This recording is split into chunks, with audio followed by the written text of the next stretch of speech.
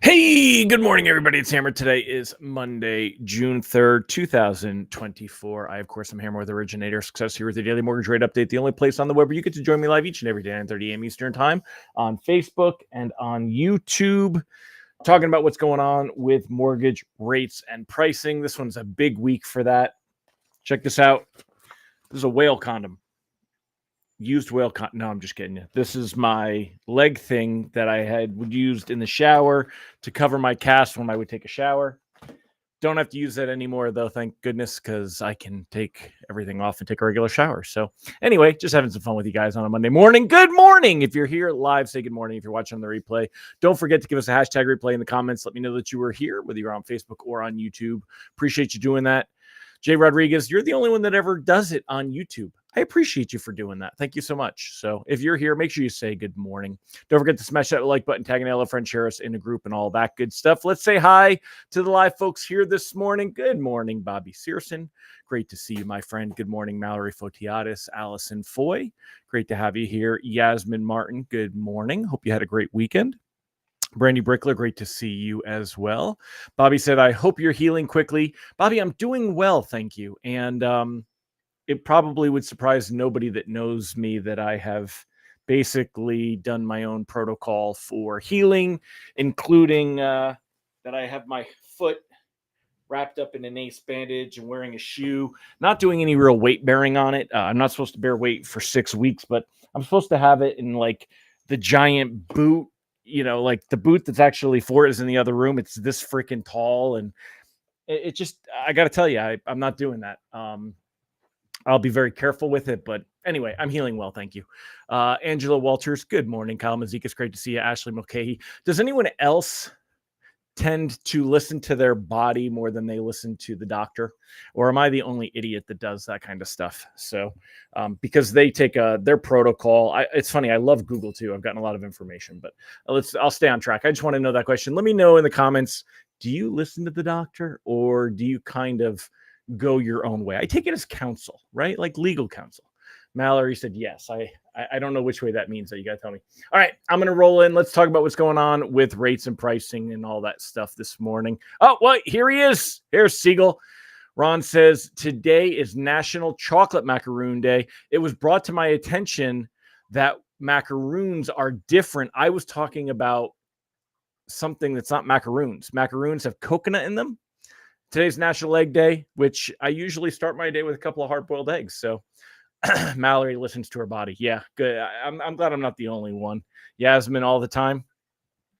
You go your own way. Yeah. So because anyway, nobody else wants to hear it. Thanks for sharing that, y'all. Tim Klyla, good morning, sir. All right. Well, we're going to dive in because I'm rambling. We're already in here. So mortgage-backed securities are up 10 basis points to start the day. Going to be a very, very busy week. Let's quick recap what happened last week. We started off, it was a holiday shortened week. On Tuesday, we lost a lot of ground. Giant red candlestick here. Rate sheets took a hell of a tumble. If we go ahead and take a look at Mortgage News Daily, using that as a reference point, we ended on the 24th, which was a Friday, at about 7 1/8, right? Then on Tuesday, we bumped up to 7 1/4. Rates jumped about 1/8 of a point. On Wednesday, they jumped another 1/8 of a point, brought us up to about 7 3/8. And that happened here when you see these red candlesticks. And then here and here on Wednesday, we actually fell all the way down here before recovering. But mortgage-backed securities hit their worst levels last Wednesday. But then they started to recover. Thursday, we got some nice recovery. Friday, we got some nice recovery. Which was a great sign. Same thing here with the 10-year Treasury yield. We saw that yield go up higher, hit its high point, 7.61 on Wednesday, fell on Thursday, fell on Friday, back down to 4.5. The PCE inflation data came in a little bit better than expected. Not tremendously, but enough that it really did help out on Friday. Thursday, we saw some recovery. So when it came time to actually end the week, we went from the previous week, 7.16. We ended the week at 7.17. Rates barely inched higher, but during the week, we did see a lot of movement, and I know that freaked people out. And we talked about that. We talked about why, what to do with that. So now what do we got going on this week? Well, this week, there's a lot more to talk about. There's a lot of jobs data, a lot of things going on there. Let me go ahead and bring up the economic calendar here from Mortgage News Daily. Very good economic calendar. Let me put my head back on the bottom. We'll go through this together. So if we go ahead and let's take a look at this week, what we've got going on. Today at 10 a.m., we're going to get the ISM manufacturing PMI data and the ISM manufacturing prices paid here. At 10 a.m., we've in about 20 minutes, if this comes in showing some weakness, that's going to help things out. And we'd actually see, right now, mortgage-backed securities are up 13 basis points. We'd see that improve just as rate sheets are coming out, and that would help things out as well. Tomorrow, we're going to get the JOLTS job openings. Now, again, if we see some labor market weakness, that's going to give us a little bit of help. If we see some labor market weakness on that, let me go ahead. I want to see if I can bring this up side by side here. Okay. So come grab that. There you go. Okay. So if we get labor market weakness tomorrow, that's going to be very, very helpful for rates and pricing. And then on Wednesday, we're going to see the PMI data coming in, the S&P PMI data, and then the non-manufacturing. So we get the manufacturing PMI data on Monday, the non-manufacturing on Wednesday. If that shows slowdowns in the economy, that's going to help mortgage-backed securities. It's going to help mortgage rates improve a little bit. Of course, big news on Friday, though, non-farm payroll, unemployment rates, and wage data. Now, last month, we got a little bit of a miss, and it helped. We did see mortgage rates improve. This week is our best week to gain some momentum heading into next week. Remember what we've got going on next week, June 12th. We're going to have the CPI inflation report. And we're having the Fed meeting conclusion, with the Fed's policy statement and Fed Chair Jerome Powell's press conference. Now, the CPI data comes in the same day that the Fed releases their policy statement, and they're definitely going to be looking at it. I don't, they're not releasing that till the end. It's no expectation at all that we're going to see any kind of a rate hike or a rate cut at the next meeting. We expect to see rates stay exactly the same. You don't get much tighter than 99.9% for an expectation at the June meeting next week that things will stay.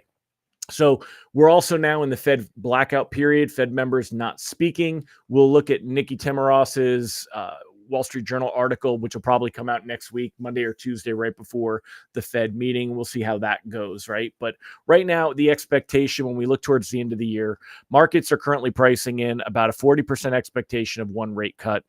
There's about a 35% expectation of 2 rate cuts and a little bit, about 10% expecting 3 rate cuts. There's still a 15% expectation that we won't see any rate cuts. What we want to see happen this week, if the labor market data softens, if that PMI data comes in showing some economic weakness, we're going to see these numbers shift in favor of Fed rate cuts. If next week's CPI inflation report comes in better, if the Fed and the press conference, we could really see rates improve over the next 2 weeks. But we need those things to come together. We need to see signs that the economy is weakening, that the labor market is softening. Now, the argument has been that the headlines are not supporting that, but we've talked about how behind the scenes, when you dig deeper into this data, you see that the economy is slowing down. Housing is slowing down in many markets, not as tremendously as the YouTube, clickbait articles would have you believe, or even the media articles would have you believe. But we are seeing that. So this week, there is a lot of potential for things to move around. As far as rates and pricing and everything goes, though, we definitely want to go ahead and let's take the time to, where is it again? Let me pull it up here. Where's the lock advice? All right. So we want to be cautiously floating. As long as we're seeing some positive numbers here, we don't see a big turnaround. We want to see where this week goes. Now, again, we're going to get that PMI data in 20 minutes. This could wash away. And if it does, you've got to start assessing risk for loans that are closing in the first couple weeks of June, because they're most going to be affected by volatility. Now, loans that close after June 17th, a couple of weeks from now, the end of June, loans that are in July, I would be floating. I would not be locking those in. We want to see this data. We want to see the CPI inflation data. We need to just give it a little bit of time. Now, we don't know what's going to happen, and we can't even project that we're going to get good numbers right now.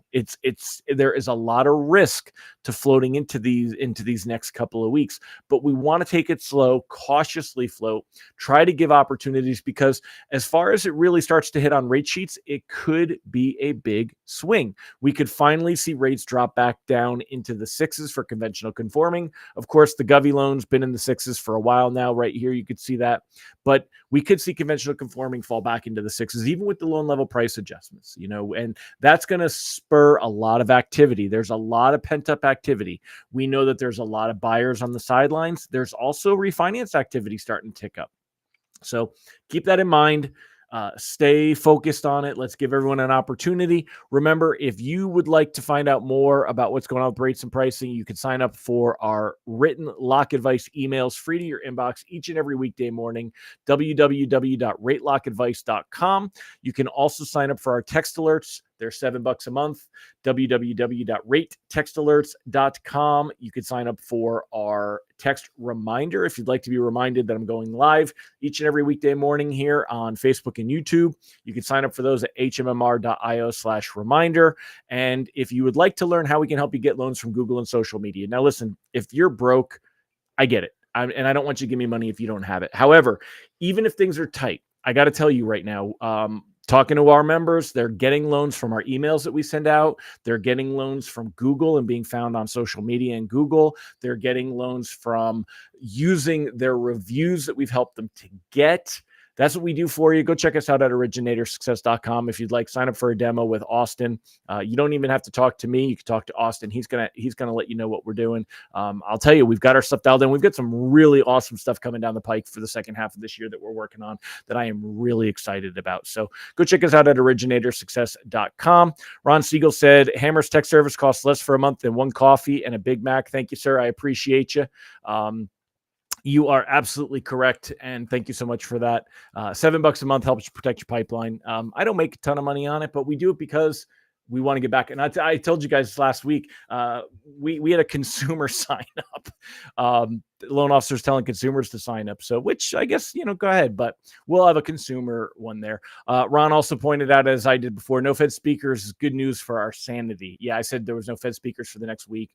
We're in that blackout period, and I agree with you, Ron. It'll be good to keep them quiet. So what's going on, Austin? Good morning. Rock Whitson, great to see you here as well. Mike Tebow, Jonathan McDaniel, great to have you here. Giddy up, Randy Tickle, great to see you, sir. So, all right, my friends, well, I'm going to wrap it up. I think we've kind of hit all the high points for today. Again, as far as rate sheets are going to be a little bit better than yesterday. Reprice risk on the day is low. Let's see how that PMI data comes out. Going to be a volatile week, though. Got to take it easy.